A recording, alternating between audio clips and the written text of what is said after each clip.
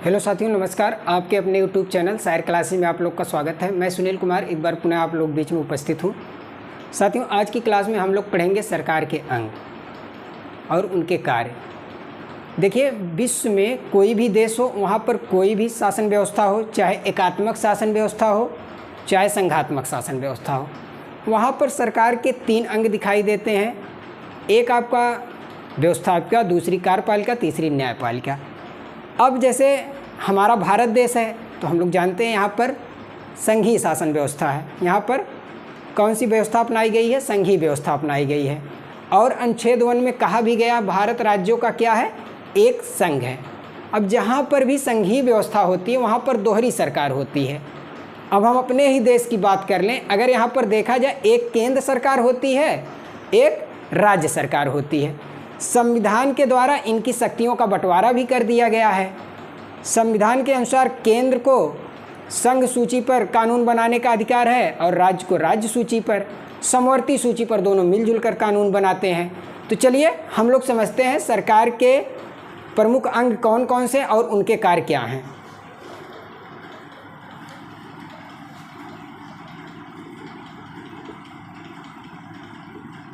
सरकार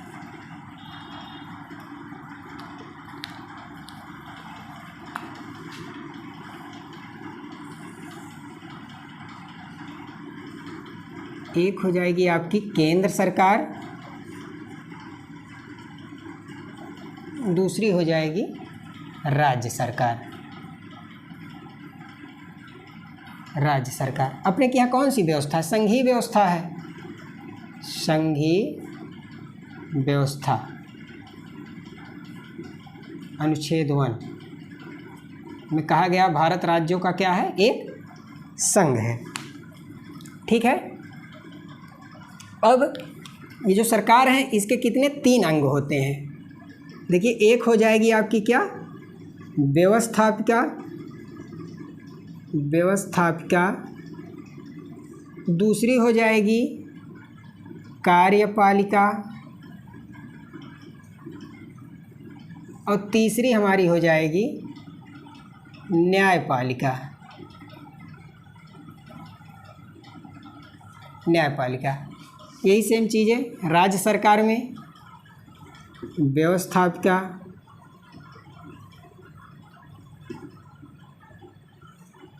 कार्यपालिका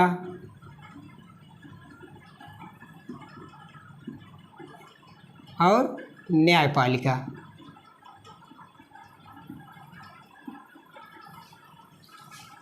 अब देखिए, व्यवस्थापिका का कार्य क्या होता है? व्यवस्थापिका देश के लिए कानून बनाती है।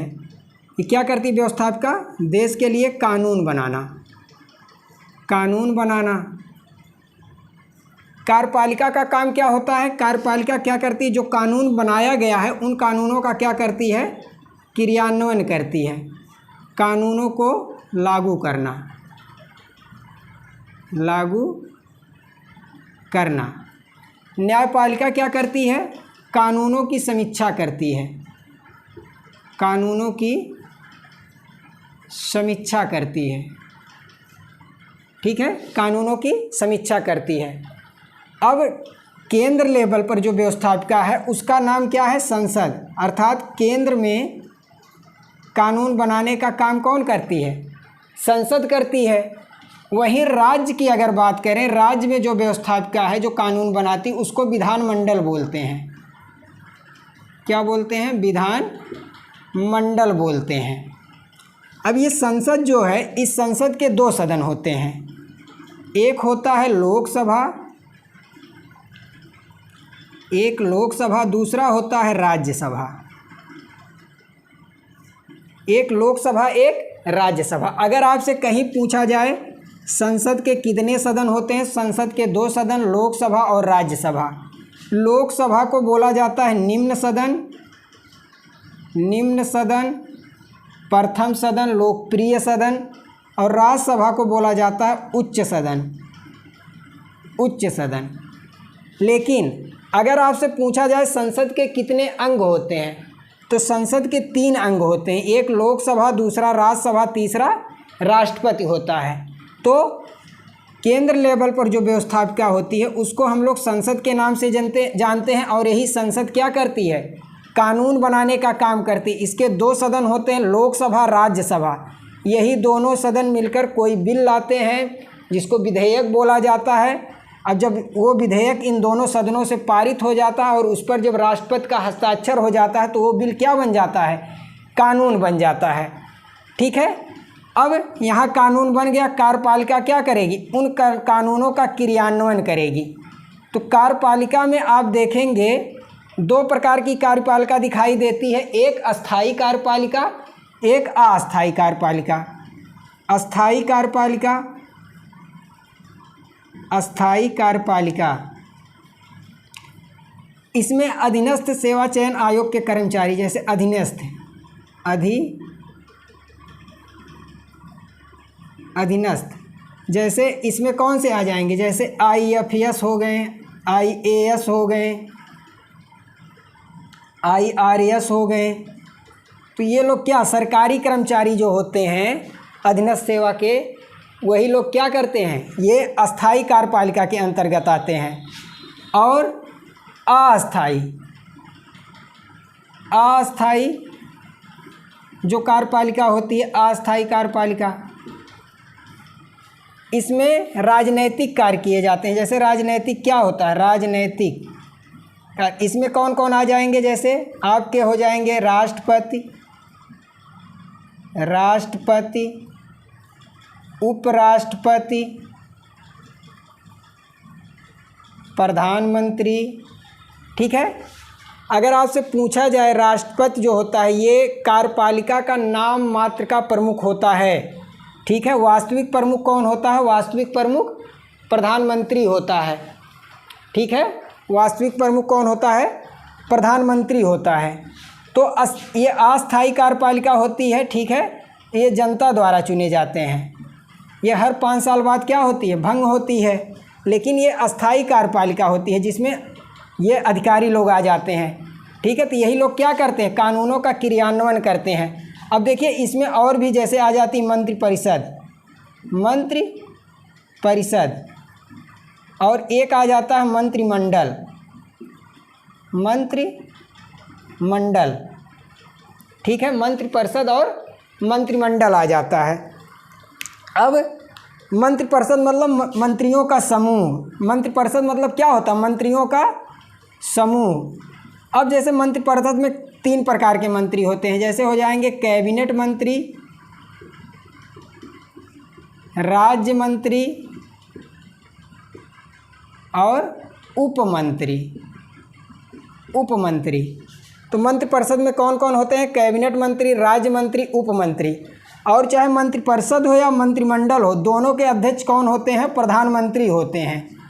तो ये इसमें 3 लोग हो जाएंगे। लेकिन वही मंत्रिमंडल जो होता है, मंत्रिमंडल में आपके सिर्फ कैबिनेट मंत्री रहेंगे, इसमें कैबिनेट मंत्री प्लस प्रधानमंत्री, ये लोग रहेंगे।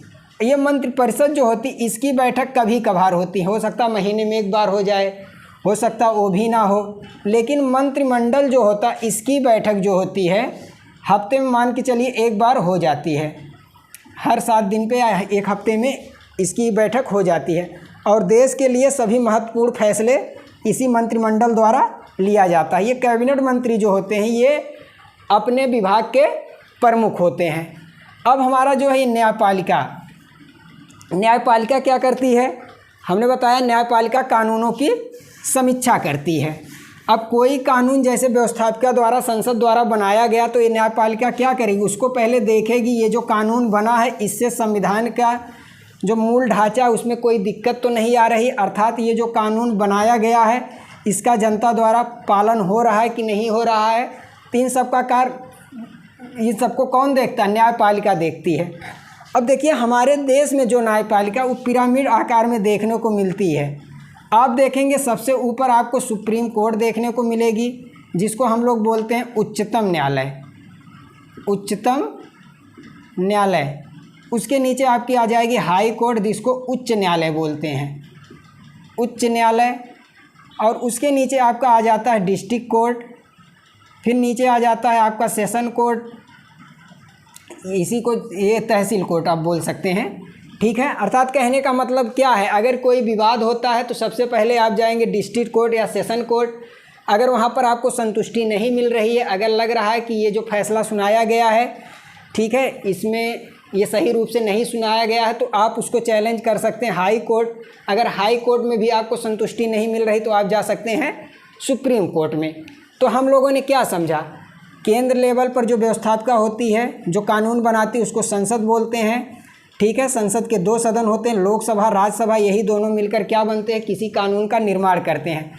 कार्यपालिका क्या करती है, कानूनों को लागू करते हैं, लागू करती। कार्यपालिका में 2 तरह कार्यपालिका, एक अस्थाई कार्यपालिका, एक अस्थाई कार्यपालिका। अस्थाई कार्यपालिका में आपके ये अधिकारी जैसे IAFS, IAS, IRAS आ जाएंगे, और वहीं पर अस्थाई कार्यपालिका में आपके आ जाते हैं राजनीतिक लोग, जैसे आपके आ जाएंगे राष्ट्रपति हो गए, ठीक है, फिर उपराष्ट्रपति हो गए, प्रधानमंत्री हो गए, मंत्रिपरिषद हो गए और मंत्रिमंडल हो गई।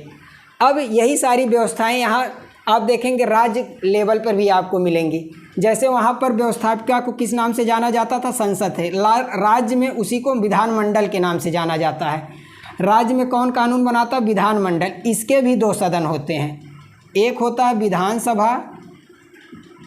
विधानसभा, दूसरी होती है विधान परिषद। अब देखिए, ये विधानसभा जो होती है हर राज्य के लिए अनिवार्य होती है, लेकिन आप विधान परिषद को देखेंगे ये हर राज्य में नहीं मिलेगी। ये आपको लगभग 7 राज्यों में देखने को मिलती है। अब यहाँ पर विधानमंडल द्वारा ही कानून बनाया जाएगा। अब कार्यपालिका में भी आप देखेंगे, कार्यपालिका में भी आपको अस्थाई कार्यपालिका और अस्थाई कार्यपालिका देखने को मिलती है। जैसे इसके जो अस्थाई में जो होते हैं प्रशासनिक कार्य आ जाएंगे, अस्थाई में आपके कैसे कार्य आ जाएंगे, प्रशासनिक कार्य, ठीक है। अब प्रशासनिक कार्यों कौन देखते हैं, प्रशासनिक कार्यों जैसे शासन सचिवालय हो गया, मुख्य सचिव हो गए, इसके अंतर क्या आ जाएंगे, शासन सचिवालय, मुख्य सचिव, ये सब आ जाएंगे। और वहीं पर होती है एक आपकी अस्थाई कार्यपालिका, अस्थाई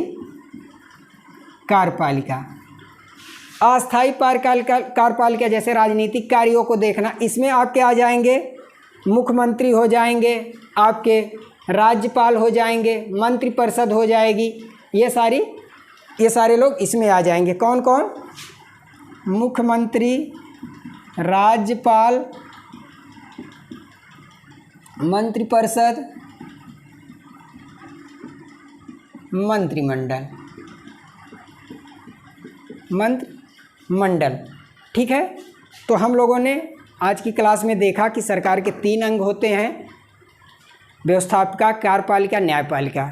तो मोटा मोटा हम लोग समझ लेते हैं, व्यवस्थापिका का काम होता है कानून बनाना, कार्यपालिका का काम होता उन कानूनों को क्रियान्वयन करना, न्यायपालिका का काम होता उन कानूनों की समीक्षा करना। उम्मीद करते हैं आप लोगों को आज की क्लास समझ में आई होगी। अगर आई हो तो मित्रों हमारे चैनल को ज़रूर सब्सक्राइब करें। बहुत बहुत धन्यवाद, मिलते हैं अगली क्लास में।